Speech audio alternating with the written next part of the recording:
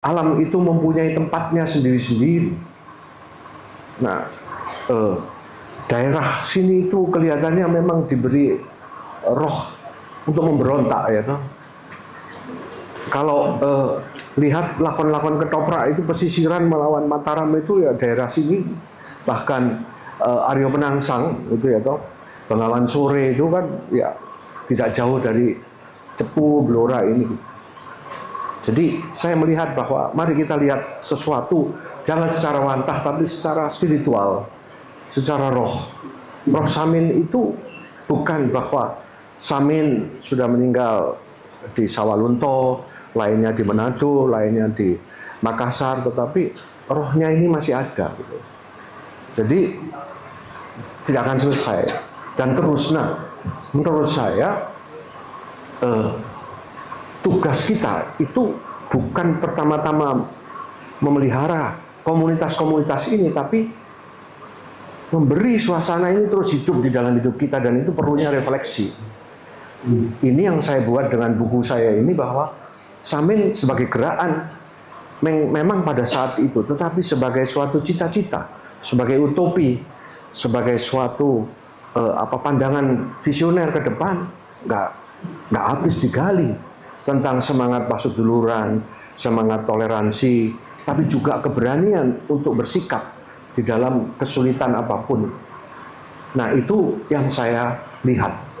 Jadi spirit itu harus terus kita refleksikan berdasarkan data-data etnologis, antropologis, maupun catatan-catatan kejawen, tapi juga data-data ekonomis dan sebagainya. Ini harus kita olah lah. Saya pikir inilah panggilan generasi muda Blora kalau besok menyusun tesis atau apa untuk mengeksplor itu. Kira-kira apa sekarang ini gitu loh. Karena penindasan itu zaman dulu maupun zaman sekarang tetap ada. Kalau sampai Samin tidak mau bersekolah, itu juga suatu sikap gitu. Maka saya mau mengusulkan pada pemerintah Blora, tadi saya tanya pada Anggit, itu Anda sekolah tidak, saya sekolah formal. Jadi bukan kita tidak sekolah formal maksudnya. Jadi kita jangan meniadakan pendidikan, perlu itu. Tetapi seperti yang dikatakan Romo Mangun, bagaimana pada masyarakat Samin seperti membina mereka ini ada pendidikan non formal yang dimasukkan tapi sesuai dengan spirit mereka, menggali dari mereka pertanian, kerajinan, tetapi memasukkan unsur-unsur kritis tanpa menindas mereka. Ini salah satunya, dan bahwa ini tidak mati sebagai spirit. Saya mau menunjukkan bahwa saya selalu heran dengan Bluro ini ya dan sebagainya, kok begitu mempunyai semangat juang yang tinggi dan sekitarnya. Tadi sudah disebut Raden Ajeng Kartini itu dia itu terbelenggu di Rembang tapi bisa menulis habis gelap terbitlah terang ya itu. Dari mana itu? Roh itu datangnya gitu. Atau Pramudia Anantatur menjadi sastrawan mendunia yang isinya juga protes-protes terhadap keadaan kolonial maupun keadaan yang sekarang.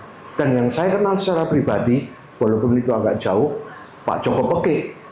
Dia adalah pelukis celeng yang saya tulis panjang lebar, dan dia itu antara kita disebut Samin, perupa Samin ini Pak Peke itu.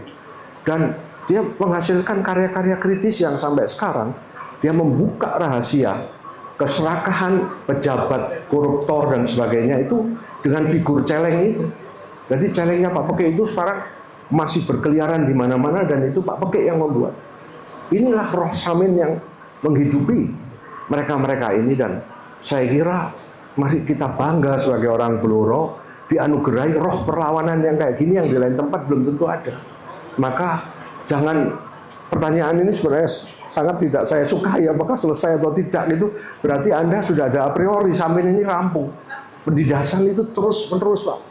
Kalau kita mau menggali, dan tugas kita sekarang membuat refleksi, dan itu tidak mudah. Saya dengan buku ini melakukan suatu studi yang dokumentasinya tidak ada, miskin analisanya bagaimana, tapi itulah tugas kita. Jangan cari yang mudah, tapi terus menggali dan menggali, berjumpa dan mencoba mewujudkannya menjadi semacam filosofi ke depan, filosofi masyarakat Samin di Kabupaten Blora ini. Dan inilah saya kira yang harus kita buat, di samping betul-betul bukan merawat mereka secara fisik, tetapi mengakui mereka secara spiritual. Jadi sekali lagi belum selesai. Terima kasih dan tidak akan selesai. Matur nuwun.